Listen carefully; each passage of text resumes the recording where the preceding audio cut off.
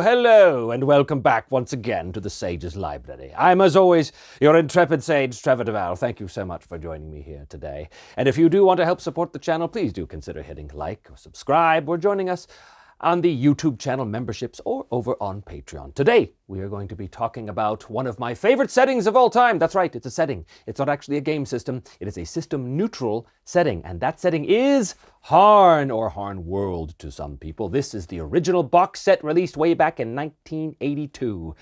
This is an incredibly detailed, vastly detailed world. It is unapologetically a kind of Eurocentric world. It's very much an analog of medieval England. Some people have gone so far as to call it a medieval simulator. I think that's a little strong. But it is incredible in the level of detail that it provides. So we are going to be talking about all things Harn on today's Sage's Library. Released in 1982, when the worlds of role-playing games were still very young, Harn is one of my favorite fantasy settings, but it was very intimidating to the 11-year-old boy I was when I first saw it in a Dragon magazine ad where it said, Harn, where the fantasy is real. I think that's what it said. It was a long time ago. Now, we're talking about Harn today because A, I love it, but also because Columbia Games is doing a Kickstarter right now to produce a beautiful full-color hardback version of the main setting book. And if you want to help support that on Kickstarter, the link for that is in the description below. And also make sure you check out my upcoming companion piece video where I speak with Grant Dalgleish, who is one of the head honchos over there at Columbia Games, and we talk about all kinds of things related to Harn and the new Kickstarter that they are launching. Harn is one of the most detailed and consistent settings out there. It has vast amounts of detail. You can drill down from the large island map with its hexes of carefully mapped mountain ranges and detailed forests, all the way down to a local weaponsmith shop with details on the smith's name, the number of children, and the quality rating of his merchandise. Now, Harn, geographically, is very much a fantasy version of England. It's got a lot of Northwestern European corollaries as well. When you look at the map, it's clearly, Harn is England and Ivinia is Scandinavia, and then you've got like the fantasy version of France and Spain. So geographically, it's very sort of Western European. Historically, the feeling is very much 9th to 12th century Britain, maybe. There's elements of Saxon culture and technology, along with architectural and military influences of the Norman era. So it's a bit of a mashup. There's a whole Viking invader culture to the north that's conquered the local Irish analogs up there. There's even a mini Roman parallel in the Thardic Republic in west central Harn. And of course, naturally, because this is a fantasy setting, there's dwarven and elven territories too, although they're remote, isolated, and in my personal version of Harn, more legend than fact. The history of Harn is rich and consistent and believable, and most importantly, locked. The official timeline goes up to 720 TR, which is Tuesday reckoning, and ends there. Columbia Games has kept its promise of never publishing anything that advances the timeline past this point, which ensures that no individual GM's version of Harn will ever be rendered obsolete or no longer canon because of advancements in the timeline. I just love that. Now, when I first read Harn, very young as I said, I just didn't get it. On the surface, the original edition felt very dry and academic, with, adventure not really being immediately obvious, especially to a young boy with dreams of recreating the Lord of the Rings in his role-playing games. Of course, I wanted to do that all the time back then. No. It wasn't like that at all. Here were detailed descriptions of how the socially stratified feudal system worked to keep everyone fed, defended, and above all in their proper place.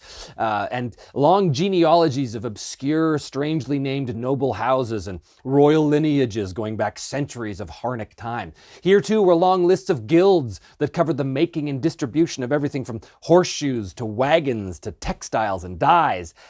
Not exactly the stuff of high fantasy adventure. In fact, at age 11, I remember thinking, what do you actually do in Harn? With much of the focus on creating a real-seeming medieval simulation, it all felt very restrictive. I mean, the knights were there in their shining armor, sure, but so was the fact that 95% of the Harnic population were peasant farmers. I mean, what, were we supposed to run adventures in 4-course crop rotation or something? I mean, yes, there were orcs. They were called Gargan, but they were short, hairy things with an almost insect-like method of breeding. These were definitely not the orcs of Middle-earth that I, as an 11-year-old boy, was solely familiar with. It wasn't until years later, when I was in my 30s, that I revisited Harn with more experienced eyes, and I saw it for the vast treasure trove that it really is. Now, Harn is often valued for the quality of its various maps, and they are absolutely beautiful. But for me, the real value is in the density of the writing. Buried in between the lines of description lie endless adventure hooks just waiting to be discovered. Now, this is very easy to miss on a casual reading. But when you take the time to absorb and ruminate upon the connections that exist between the various places and NPCs and historical timelines presented, a true wealth of adventure possibilities reveal themselves. So, for example, at one point I was reading the Orbal supplement, which talks about the northern part of the island where the Vikings, the Avinians, have conquered the local Yaran people, which are basically like Irish analogs, essentially. And as I was reading it, I saw that there was this group of Yaran revolutionaries, these rebels who were trying to overthrow the Avinian government there, and they were called the Angaiza. And in their language, Angaiza means ourselves alone. Well, I know something about Irish history, and Sinn Féin means roughly we ourselves. And I thought, wait a minute, that can't be coincidence. That can't be coincidence. And sure enough, a little later, when I'm reading that the leader of the Angaiza is a guy by the name of Michael of Calin. Michael Collins, who was one of the big leaders of the Irish people trying to overthrow the yoke of English oppression back in the early 20th century. This was clearly an analog of early 20th century Irish history, only with the Vikings taking the place of the British. So my mind was just blown by that. I suddenly got a sense of the incredible depth within these pages. Harn was using more than Earth's geography as a base for its fantasy. It was using real history to build from too. And sure enough, I started to discover more and more of these kind of hidden gems all throughout the books, all throughout the Kingdom books and the various supplements. They were littered with all of these little tidbits taken from our own history. Now, I was big into the Song of Ice and Fire books at the time that I rediscovered Harn, and Game of Thrones had just come out on HBO. So obviously that heavily influenced my Harn game. Well, it turns out that Harn is an excellent setting for that kind of sort of dark fantasy adventure. In fact, Harn is great for virtually all different kinds of fantasy adventure. I mean, my adventure focused really on a lot of dark courtly intrigue among squabbling noble houses, but there was also political power struggles between church and state with far-reaching consequences for the common folk, explorations of ancient ruins and tombs in search of powerful artifacts, both magical and mundane, using the upcoming knightly tournament and joust to secretly decipher the alliances between rival lords, rallying the local peasants to defend their homes against a swarming orc or Gargan invasion, using the knowledge of agriculture to ensure the crops got in before an unseasonable freeze threatened the starvation of the countryside. On and on and on the list goes, and all of these ideas drawn from simply reading between the lines of what seemed on the surface as a very dry, yet another bog standard medieval Europe simulator. I can tell you Harn is anything but that. It is incredibly dense with its adventure ideas. Now, by default, Harn is presented as low fantasy, or low magic, if you will, but it doesn't have to be.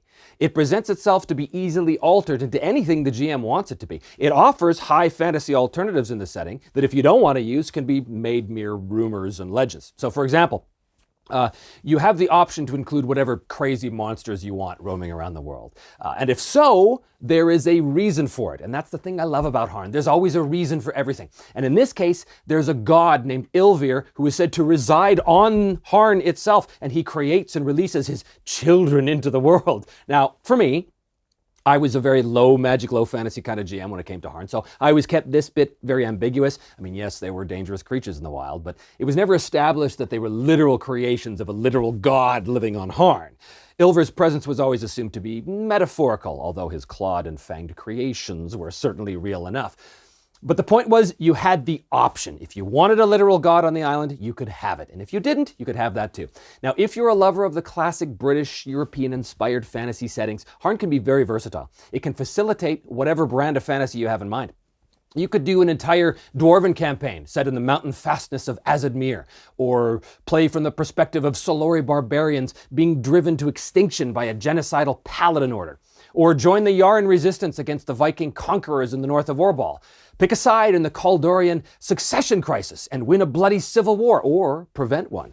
Or establish a chantry of the Shekpavar Wizard Guild and hunt for ancient Earthmaster artifacts to build a network of teleportation devices all over the world. Or be a landless knight bachelor, wandering the land, going from tourney to tourney, seeking renown, and perhaps a small keep on the Harnic borderlands to call your own.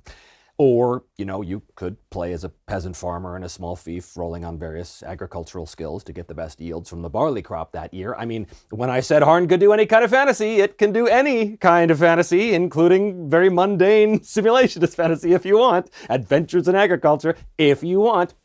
Now, it is a system-neutral world, which means you can use any RPG you want. Although some game systems will gel a little more with the, personal versions of Harn that people have out there. Harn Master, a game that I did a video on in a previous Sages library, which you can find right here, is, it's very much tailored to the world of Harn, but you don't have to use it. You could use anything you want. I will say that some modern ideas and things like contemporary 5e D&D, for example, just don't really work with Harn. I mean, you're not going to find a lot of Dragonborn or Tiefling or Half-Angel or whatever characters wandering around Harn. But then again, maybe in your particular version of Harn you will. Who knows? I mean, it's yours to do with what you want. Although I would say, if that is your idea of fantasy fun, you'll probably be more comfortable in a setting like the Forgotten Realms or something like that. On the scale between that kind of gonzo fantasy with like half monstrous characters wandering around and super realistic medieval simulationism, Harn is definitely on this side of the scale, but again, it's very movable. Now, if fantasy England, Europe, that kind of setting isn't really your bag, then obviously this world's not going to be for you. But hey, that's fine. I mean, after all, there's both apples and oranges in the world, right? But if you want to run a game in Harn, whatever flavor of fantasy you choose, you will have the consistency and support of a living, breathing world to fall back on. Verisimilitude, thy name is Harn. This is, without question, a fantasy world, but it's a world that feels real. It's a world that makes sense. Its history is well thought out. Its cultures are lavishly detailed, while being both fantastical and familiar. The medieval European frame of reference gives players an immediate feel for the atmosphere of the setting. And everything has a reason for being here. Even typical dungeons in Harn are anything but typical. Rest assured that every adventure site will have a history, a very detailed map, and above all, a purpose for its existence.